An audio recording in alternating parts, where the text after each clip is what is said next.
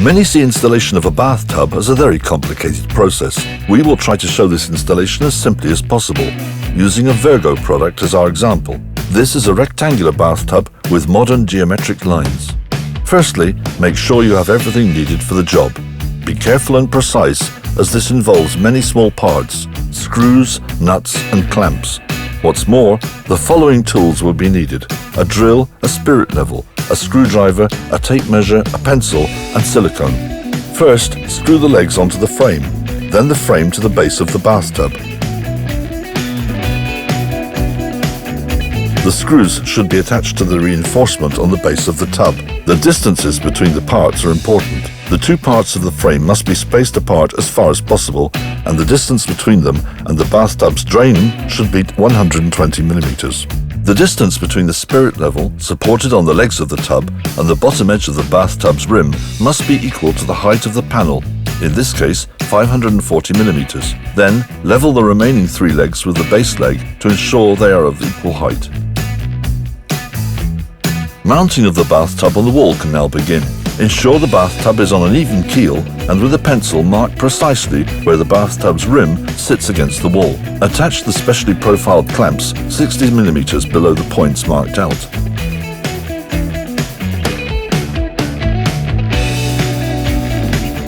Next, remove the protective plastic film from those parts of the tub where it would be difficult to remove later, and install the bathtub on the clamps. This should be a perfect fit.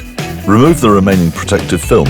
Remember not to install bathroom tiles over the bathtub's rim, as this would impede its removal. Having installed the bathtub, it is time to add its side surrounding panels. Check that the installation set is complete. Remove the plastic protection film in those areas where the panels are connected. Then drill holes for the connection of the end and side panel, top and bottom, at the corner of the rim.